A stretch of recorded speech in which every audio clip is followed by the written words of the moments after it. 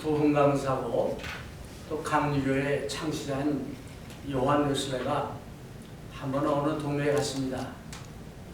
아주 그 동네에 좀 짓궂은, 어찌 보면 좀 마음이 좀 안 좋은 그런 사람이 요한 웨슬레가 이렇게 걸어가고 있는데 앞에서 길을 딱 막았어요. 그러면서 하는 소리가 다른 사람들인데, 나는 절대로 어리석은 자에게는 길을 양보하지 않는다. 길을 막은 거예요. 여러분들 그럴 때 어떻게 합니까? 근데 요한 웨슬레가 지혜가 있어가지고, 예, 그러세요. 나는 절대로 그럴 때 길을 양보합니다. 그러니까 이 사람은 자기가 지혜로워서 어리석은 자에게 양보하지 않는다고 그러는데, 요한 웨슬레는 그런 사람에게 나는 길을 양보한다. 역으로 이렇게 얘기를 했다고 합니다. 이제 우리가 살아가면서 보면은, 저 사람은 좀 바보 같아, 어리석어, 그런 얘기를 할 때가 많습니다. 그래서 그런지 코미디에 보면 옛날에, 지금은 어떤지 모르지만 옛날에는 그 아주 바보같이 행동하고 그런 그 바보 같은 말을 하는 사람들 보고 와 좋다고 웃습니다. 왜? 대리만족. 나는 저 사람보다 바보가 아니다, 어리석은 사람이 아니다라고 생각하게 됩니다. 어떻습니까? 여러분들은 지혜로운 사람입니까? 아니면 어리석은 사람입니까? 성경에 보면 어리석은 사람에 대한 얘기가 많이 나옵니다. 아울러서 지혜로운 사람에 대한 얘기도 많이 나옵니다. 잠언서는 그 지혜에 관해서 여러 가지 우리가 실생활을 살아가면서 필요한 그런 그 지혜에 대한 말씀이 많이 나옵니다. 오늘 선택한 잠언서 4장도 그 중에 하나입니다. 근데 오늘 이 본 말씀에 보니까 6절에 지혜를 버리지 말라. 그가 너를 보호하리라. 그를 사랑하라. 그 지혜를 사랑하라. 지혜가 너를 지키리라. 지혜가 제일이니 지혜를 얻으라. 무릇 너의 얻은 것을 가져 명철을 얻을지니라 라고 말합니다. 그래서 이제 잠언서 기자는, 이 솔로몬은 말하기를 지혜를 버리지 말고 지혜를 얻으라. 그 지혜가 너를 명철케 하고 지혜가 너를 높일 것이다 라고 하면서 지혜를 얻으라고 권유를 합니다. 근데 이 지혜라는 게요, 하루아침에 책 한 번 읽으면은 금방 지혜가 많아져가지고 그런 게 아니죠. 어떤 때는 지혜로웠다가 금방 나중에 보면 지혜롭지 않은 그런 행동, 그런 말을 하는 사람들 많이 있습니다. 어쩌면 여러분과 저도 그런 경험을 많이 했을 겁니다. 그렇기 때문에 이 지혜를 얻는 것은 어떤 한 순간만 하는 것이 아니라 지속적으로 계속해야 됨을 우리가 성경을 통해서 알 수 있습니다. 그래서 이 지혜를 얻으라 하는 이 말씀을 제목으로 해서 오늘 말씀을 같이 나누고자 합니다. 그럼 제일 먼저 지혜가 뭐냐? 지혜가 뭐냐? 그럼 우리가 좀 살펴봐야겠습니다. 그 사전에 찾아보니까 지혜를 정의하는 여러 가지 말들이 나오는데, 어떤 일에 대해서 이해와 지식이 있고 올바로 판단하는 것이 지혜다 라고 사전적 정의를 하고 있습니다. 그래서 잠언서를 읽다 보면은 우리가 살아가면서 어떤 일을 당했을 때에 어떻게 행하는 것이 옳은 것이고 그것이 하나님 원하시는 일인가를 쭉 말해주고 있습니다. 지혜는 우리 삶에서 당면하는 실질적 문제들을 어떻게 대해할지를 가르쳐 주기 때문입니다. 지혜는요, 어떤 문제를 당했을 때 그 문제의 그 앞에 보이는 것 말고 그 속에 깊이 있는 원인이 뭔가, 그 역량은 또 어떤 것인가, 지혜를 또 그 문제를 해결하는 것이 무엇인가, 이것을 갖는 인사이트, 우리 어떤 잘 판단하는 통찰력이 지혜라 말할 수 있습니다.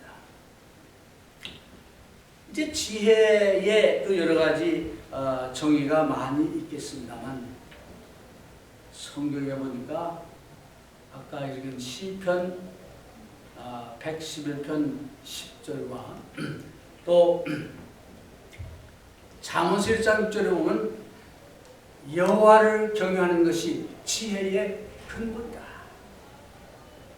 라고 했습니다. 우리는 지혜를 얻기 위해서 책도 읽고 공부도 하고 조언도 듣고 등등 많이 합니다. 그런데 가장 중요한 것은 참된 지혜는 여호와를 경외하고 그 여호와의 말씀을 이제 순종해서 실천하는 그것이 지혜다 라고 성경은 아주 확실하게 정의를 해놨습니다. 왜냐하면 여호와를 경외함으로써 우리 모든 삶에 있어서 삶의 여러 가지 크고 작은 문제를 결정할 때 지혜롭게 되기 때문입니다. 또 지혜는 우리 삶에서 하나님의 말씀에 의해서 그 말씀대로 순종할 때 지혜가 얻어진 겁니다. 예수님께서는 마태복음 7장 24절에 보면은 이제 어리석은 자와 지혜로운 자의 말씀을 쭉 하시면서 이것을 이대로 듣고 행하는 자는 지혜로운 자다 라고 했어요. 이게 하나님 말씀을 듣고 행하는 자가 지혜로운 자다 라는 얘기입니다.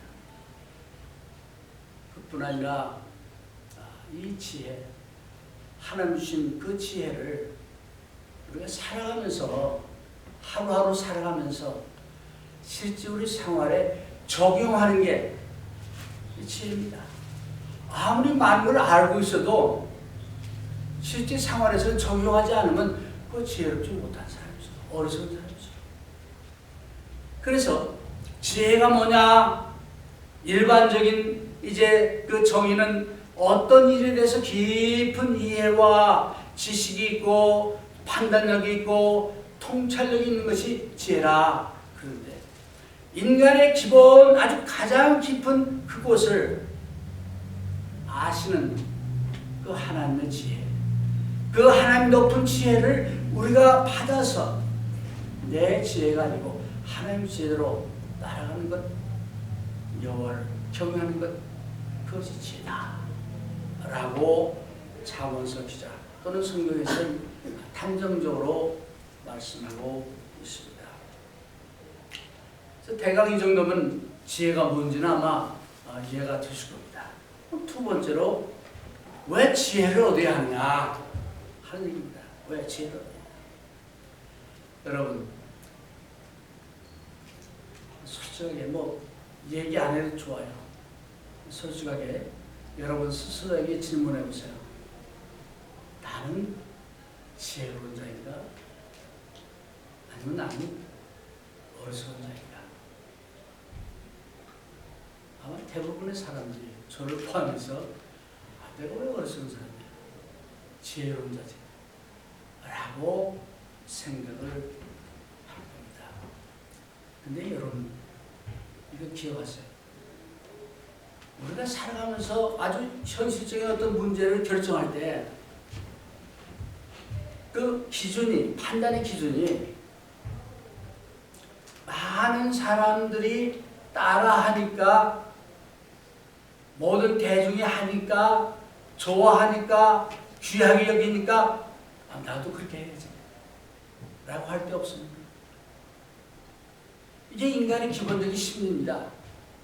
이 광고회사 주인들은 그 인간의 심리를 잘 알아가지고 우리의 연약한 것을 막 광고를 통해서 공략합니다. 그 광고를 보면 저것도 가져야지, 저 약도 먹어야지, 또 이렇게 해야지, 저렇게 해야지 따라합니다. 요즘 미국에, 한국도 그러겠지만 티네이저들의 큰 그 문제 중에 하나가 뭐냐, 그 틱톡이라는 게 있는데 그걸 특히 걸들, 여자애들이 그걸 따라하느라고 하다 보니까 그걸 통해서 디프레스가 되고 또 자기 그 자존감이 상하고 뭐 등등 이래가지고 자살도 하고 많은 문제가 있어요. 즉 그거에 대한 그 병이 생겼는데 그 병명까지 생겼어요. 왜? 모든 사람들이 그렇게 하니까 따라합니다. 그게 좋은 것 같고 그게 지혜로운 것 같고, 그래서 어떤 것을 결정할 때 사실 내가 지혜롭게, 아주 지혜롭게 이성적으로 판단해서 한다고 하지만 그런 어떤 그 세상적인 영향을 받아가지고 판단할 때가 많이 있습니다. 네. 그래서 여호와를 경외하는 사람은 그런 어떤 영향력에서 이제 벗어나서, 왜? 그것이 지혜의 근본이 아니기 때문에 하나님의 말씀대로 따라가는 그 지혜, 그런 지혜를 우리는 갖고 있다는 겁니다.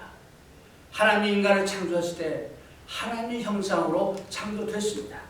그 하나님께서 모든 자연의 이치를 가르쳐 줬습니다. 그래서 그 이치대로 따라하는 것이 하나님의 법입니다.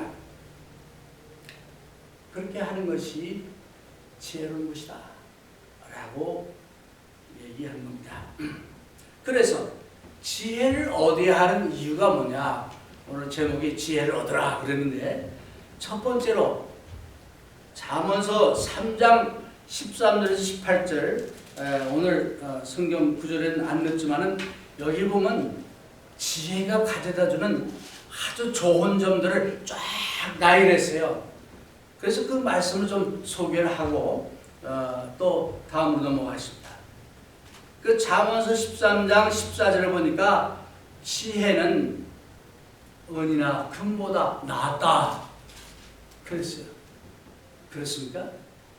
솔로몬이요, 하나님께서 뭐든지 원하는 대로 구하라 그랬더니 지혜를 주십시오. 솔로몬이 그래가지고 하나님께 지혜와 부를 한꺼번에 얻었죠. 또 15절에 보니까 진주보다 귀하고 내가 바라는 모든 것보다 귀한 것이 지혜다. 15절에 우리가, 여러분들이 바라는 것이 뭡니까? 바라는 것이 뭐가 됐든 간에 그것보다 더 높고 귀한 것이 지혜다 그랬어요. 또 16절에 보니까 지혜는 장수, 오른손에는 장수, 왼쪽에는 부귀를 가져온다. 헐, 지혜만 가지면은 장수하고 부귀하고 그렇게 된다 그럽니다. 네 번째 보니까 17절에 지혜는 즐거움의 길이요 평안의 길이다. 이 지혜의 길이 우리에게 즐거움을 주고 평안이 가는 길이다.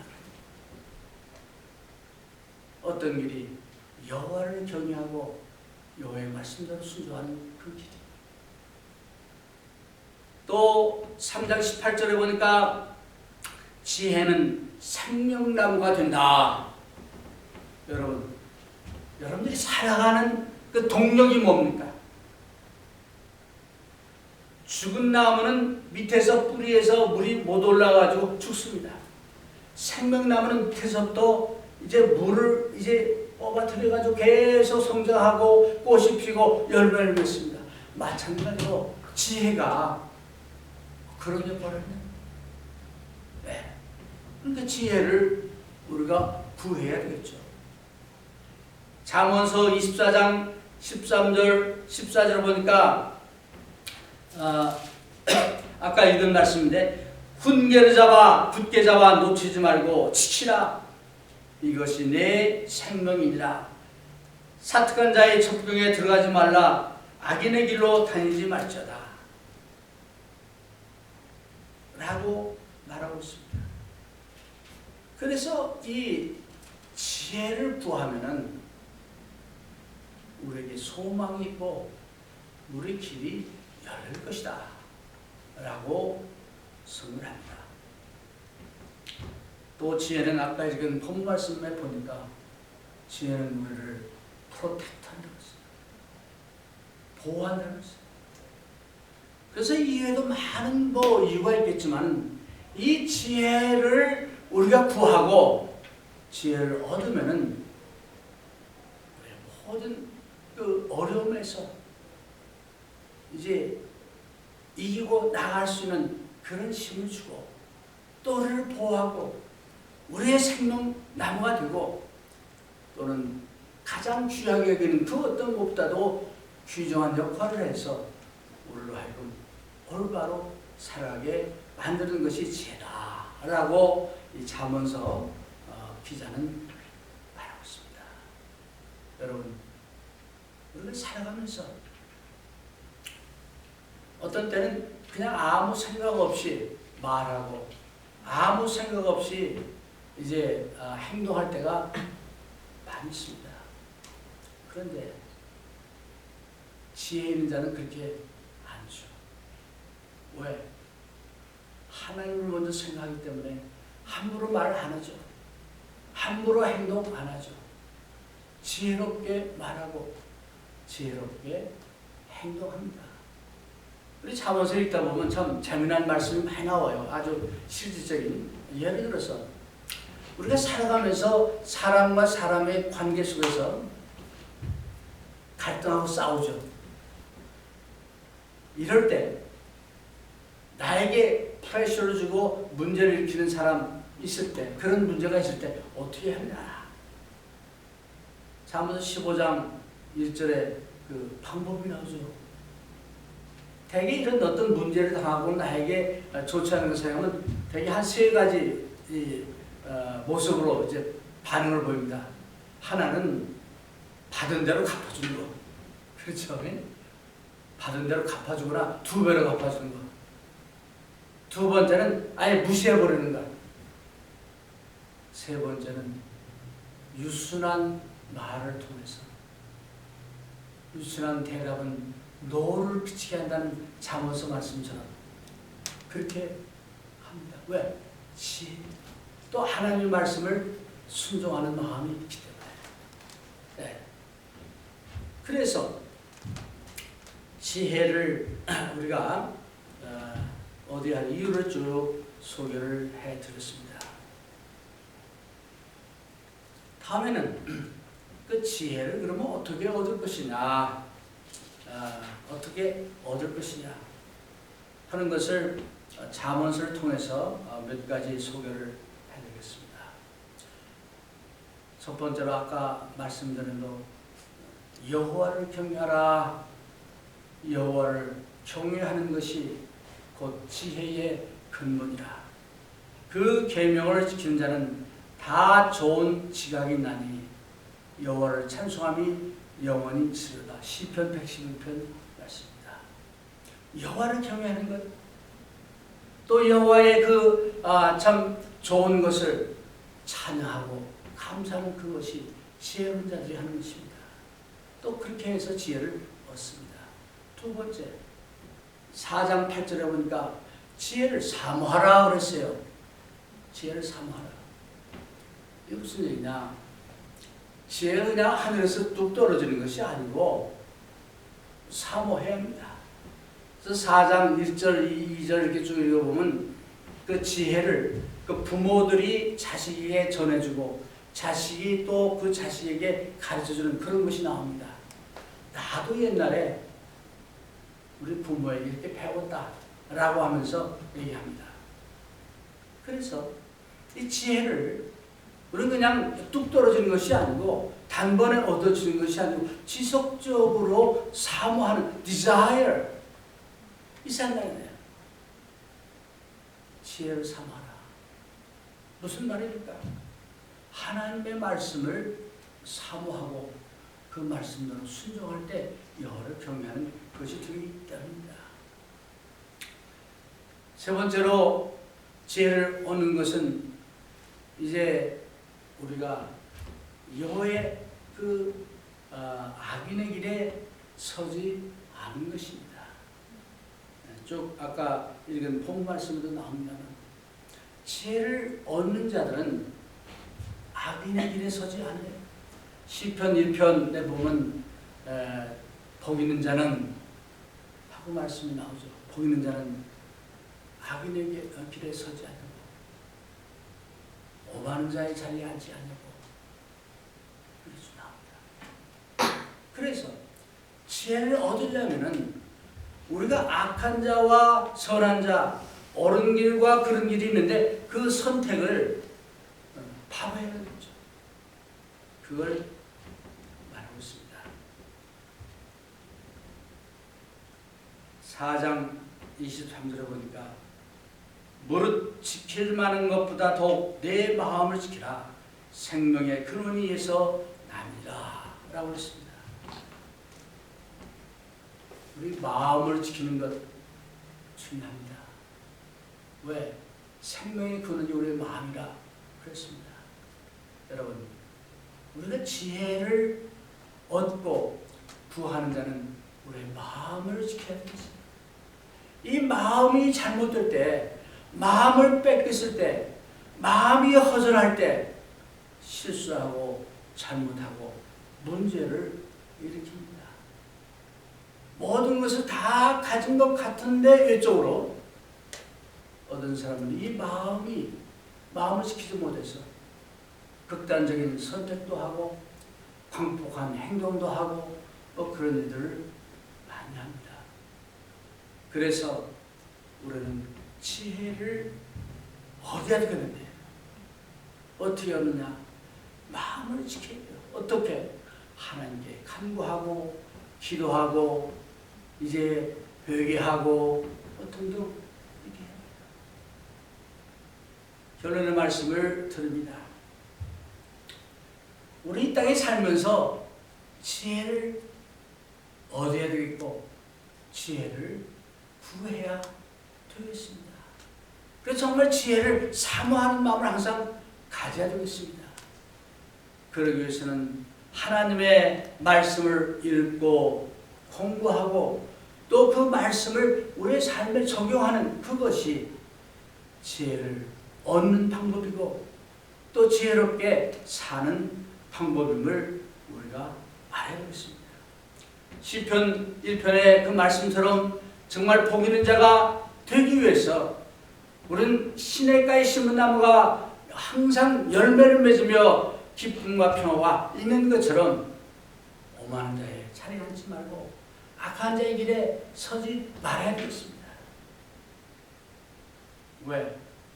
그 길은 패망의 길이요 그 길은 어리석은 자의 길이기 때문입니다.